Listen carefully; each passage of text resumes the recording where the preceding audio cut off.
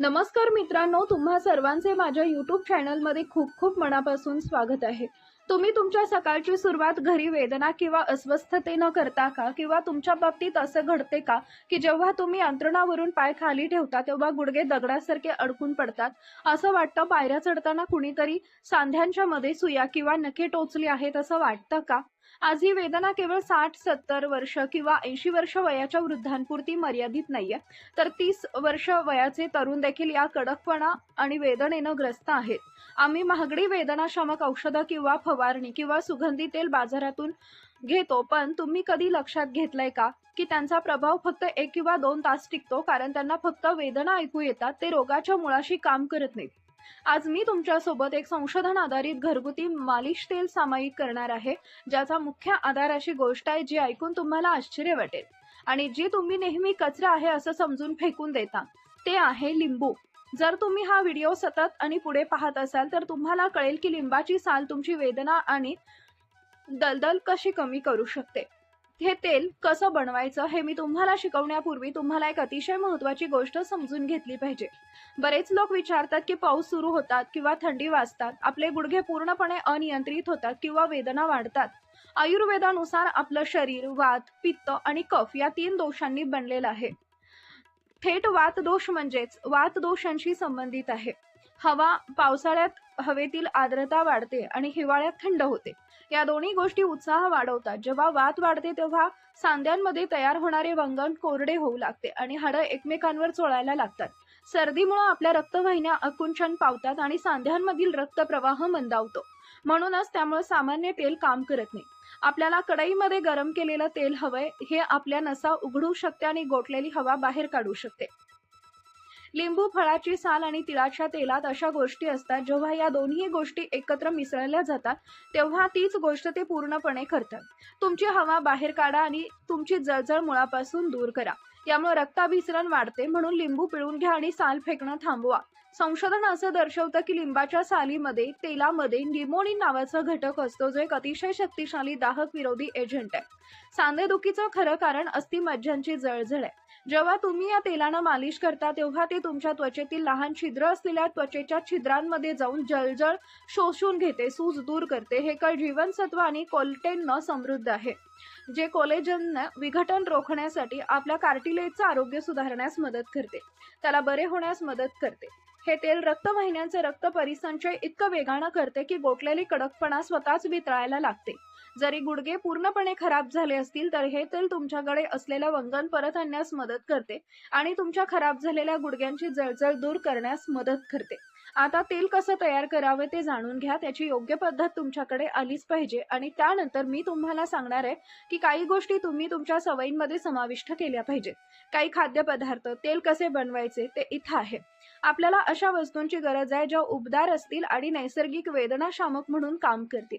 अनेकदा लोक विचारतात की बाजारात असलेलं तेल किंवा मी तुम्हाला सांगणार असलेल्या तेलांमध्ये काय फरक आहे, त्यामुळे हे जाणून घेणं खूप महत्त्वाचं आहे। बाजारात असलेलं तेल केवळ सुगंध आणि चिकटपणा देत नाही, तुमची वेदना कमी करण्यासाठी आणि तुमची जळजळ कमी करण्यासाठी जे आवश्यक आहे ते त्यांच्याकडे नाहीये। पण हे तेल जे आहे ते आपण घरगुती वस्तूंपासून बनवणार आहोत। ते बनवलेल्या औषधी वनस्पतींनी देखील नैसर्गिक मार्गाने वेदना कमी होतात आणि जळजळ देखील दूर होते। तर पहिली गोष्ट म्हणजे लिंबाची साल। बहुतेक लोक लिंबाची साल कचरा समजून फेकून देतात, परंतु सांधेदुखीचा खरा खजिना यातच लपलेला असतो। तुम्हाला काय करावं लागेल? मोठ्या लिंबाचा फक्त वरचा पिवळा भाग चिरावा लागतो। लक्षात ठेवा की कडू असलेला पांढरा भाग ठेवू नये, त्याची वैशिष्ट्य कमी आहेत। संशोधन असं दर्शवतं की सालीमध्ये लिंबू नावाचं तेल असतं, जे त्वचेच्या छिद्रांमधून आत प्रवेश करतं आणि सांध्यांची जळजळ शोषून घेतं। हे नैसर्गिक वेदनाशामक म्हणून काम करतं, ज्यामध्ये मज्जातंतूंची घट्टपणा उघडण्याची शक्ती असते। दुसरा घटक म्हणजे ऑलिव्ह ऑइल, तिळाचं तेल। हे तेल आधार म्हणून काम करेल। तर तुम्हाला काय करायचंय? 100 मिली तीळ तेल घ्यावं लागेल। आयुर्वेदात असलेल्या तीळ तेलाला वातनाशक तेलांचा राजा म्हटलं गेलंय। त्याचं सर्वात मोठं वैशिष्ट्य म्हणजे त्यात इतर तेलांपेक्षा मज्जातंतू आणि हाडांच्या खोलवर पोहोचण्याची अधिक क्षमता असते। जर तुमच्याकडे तेल नसेल किंवा तुम्हाला ते मिळत नसेल तर तुम्ही शुद्ध मोहरीचं तेल देखील घेऊ शकता, कारण त्याची पोत देखील गरम असतं. वातदोष कमी करण्यास खूप मदत करतो, त्यामुळे तुम्ही या 2 तेलांपैकी कोणतंही एक तेल घेऊ शकता. तिसरी गोष्ट म्हणजे तुम्हाला लगेच आराम मिळू लागतो. आता तुम्हाला ते कसं करायचंय ते सांगते.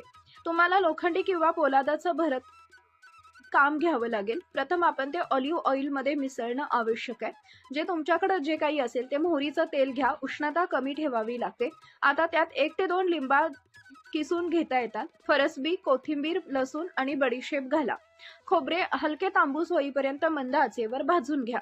लक्षात ठेवा की आपल्याला तेल जाळण्याची गरज नाही. फक्त या औषधी वनस्पतींचा अर्क तेलात घेण्यासाठी आपण ते थोडे गरम करत आहोत.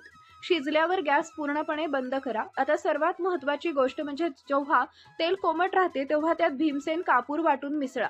पावडरसह मिसळा. कापूर कधीही जळत्या अग्नीवर ठेवू नये, अन्यथा त्याची शक्ती हवेत वाढते.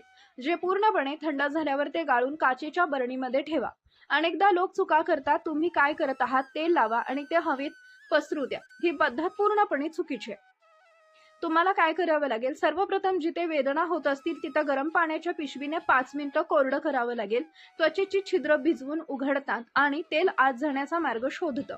आता तयार केलेलं तेल भिजवून एका छोट्या वाडग्यात घेऊन हलक्या हातांनी गोलाकार फिरवून कमीत कमी 10 ते 12 मिनिटं मालिश करा.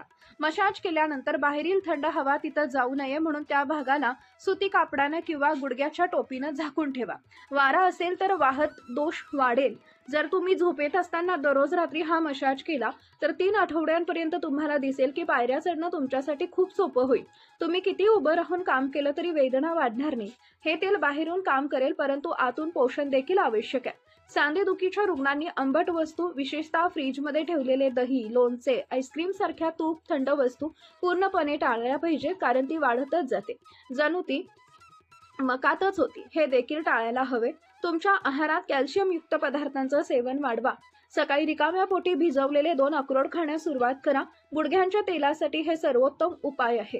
तसेच दिवसभरात भरपूर पाणी प्या. शरीरात पाण्याची कमतरता देखील निर्जलीकरणास कारणीभूत ठरू शकते. वजन नियंत्रणात ठेवा, कारण तुमच्या शरीराचा संपूर्ण भार तुमच्या गुडघ्यावर पडतो आणि म्हणूनच तुमचे गुडघे लवकर बिघडू लागतात.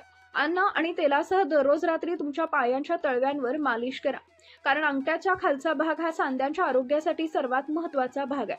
15 मिनिटं हळू चालत जा. जेवल्यावर सांध्यामध्ये गुठळ्या होणार नाहीत, त्यामुळे रक्ताभिसरणही सुधरेल. लक्षात ठेवा, लिंबाची साल आपण अनेकदा कचरा म्हणून फेकून देतो. जर तुम्ही 60 ते 70 वर्षाचे असाल तर तुम्ही तुमचं आरोग्य पुन्हा सुधारू शकता, आणि जर तुम्ही उन्हाळ्यात असाल तर तुम्ही लिंबू फळांची चहा देखील घेऊ शकता. यामुळे सूजही दूर होते. हे क जीवनसत्वाने देखील समृद्ध आहे, जे कोलेजन तयार करण्यास आणि गुडघा दरम्यान कार्टिलेज तयार करण्यास मदत करते. त्यामुळे ते पूर्वपदावर येऊ लागेल. आजच्या या विशेष भागामध्ये आपण सांधेदुखी, गुडघेदुखी, कडकपणा, सूज आणि त्यामागील कारण याबद्दल सविस्तर माहिती जाणून घेणार आहोत. तसेच लिंबाची साल, तीळ तेल, योग्य आहार, व्यायाम, जीवनशैली आणि आधुनिक संशोधन यांचा सांध्याच्या आरोग्यावर कसा परिणाम होतो हेही पाहणार आहोत. सर्वात आधी एक महत्त्वाची गोष्ट समजून घ्या. सांधेदुखी म्हणजे केवळ वय वाढल्यामुळे होणारी समस्या नाही. आज 30 ते 40 वर्षाच्या अनेक लोकांना गुडघेदुखी, पाठदुखी आणि सांध्यांमध्ये कडकपणा जाणवू लागलाय. यामध्ये मुख्य कारण म्हणजे चुकीची जीवनशैली, वाढलेले वजन, पोषणाची कमतरता, व्यायामाचा अभाव, जास्त वेळ बसून काम करणे, शरीरातील वाढणारी जळजळ. आपल्या गुडघ्यांमध्ये कार्टिलेज नावाचं मऊ संरक्षणात्मक आवरण असतं. हे कार्टिलेज 2 हाडांमध्ये घर्षण होऊ देत नाही, पण कालांतरानं किंवा चुकीच्या सवयींमुळे हे कार्टिलेज झिजू लागतं. जेव्हा हे झिजतं तेव्हा हाडं एकमेकांवर घासू लागतात आणि वेदना सुरू होतात. अनेकांना वाटतं की वेदना म्हणजे फक्त हाडांची समस्या, पण प्रत्यक्षात सूज, जळजळ, स्नायूंची कमजोरी आणि रक्ताभिसरणातील अडथळे देखील मोठी कारणं असतात. लिंबाच्या सालीबद्दल बोलायचं झालं तर त्यामध्ये अनेक नैसर्गिक संयुगे आढळतात. त्यापैकी लिमोनेन हा घटक विशेष लक्ष वेधून घेतो. काही संशोधनामध्ये लिमोनेनमध्ये दाहक विरोधी गुणधर्म असल्याचं आढळलंय. त्यामुळे त्वचेवर वापरल्या जाणाऱ्या काही तेलांमध्ये किंवा नैसर्गिक उत्पादनांमध्ये त्याचा वापर केला जातो. मात्र इथे एक महत्त्वाची गोष्ट लक्षात ठेवा. लिंबाच्या सालीचं तेल किंवा घरगुती मालिश हे आराम देऊ शकतं, पण झिजलेलं कार्टिलेज पुन्हा पूर्णपणे तयार करू शकते किंवा गंभीर संधिवात पूर्णपणे बरा करू शकते, असं ठोस वैज्ञानिक पुरावे उपलब्ध नाहीत. त्यामुळे अशा उपायांकडे पूरक उपाय म्हणून पाहणं अधिक योग्य आहे. आता आपण सांध्यासाठी सर्वात फायदेशीर आहाराबद्दल जाणून घेऊया. सर्वप्रथम हळद. हळदीमध्ये कर्क्युमिन नावाचा शक्तिशाली संयुग असतं. अनेक संशोधनामध्ये कर्क्युमिन दाह कमी करण्यास मदत करू शकते असं दिसून आलंय. त्यामुळे रोजच्या आहारात हळदीचा समावेश करणं फायदेशीर ठरू शकतं. दुसरी महत्वाची गोष्ट म्हणजे तीळ. तिळामध्ये कॅल्शियम, मॅग्नेशियम आणि आणखी खनिजे असतात. आयुर्वेदात तीळ अत्यंत पौष्टिक मानलं जातं. सकाळी थोडे भाजलेले तीळ किंवा तिळाची चटणी खाल्ल्यास शरीराला चांगले पोषण मिळू शकते. तिसरी गोष्ट म्हणजे अक्रोड. अक्रोडमध्ये ओमेगा 3 फॅटी ॲसिड्स असतात. हे घटक शरीरातील दाह कमी करण्यास मदत करतात. म्हणून भिजवलेले 2 ते 3 अक्रोड नियमित खाणं उपयोगी ठरू शकतं. चौथी गोष्ट म्हणजे मेथी. रात्री भिजवलेले मेथी दाणे सकाळी खाल्ल्यास काही लोकांना सांधेदुखीत आराम मिळाल्याचं अनुभवातून सांगितलं जातं. पाचवी महत्वाची गोष्ट म्हणजे पुरेसं पाणी. शरीरात पाण्याची कमतरता असेल तर सांध्याभोवतीच्या ऊतींवर परिणाम होऊ शकतो. त्यामुळे दिवसातून पुरेसं पाणी पिणं आवश्यक आहे. तर मित्रांनो, आजचा हा व्हिडिओ तुम्हाला कसा वाटला आम्हाला कमेंट करून नक्की सांगा आणि आमच्या ASA मराठी या YouTube चॅनलला सबस्क्राईब करा, लाईक करा आणि शेअर करायला विसरू नका.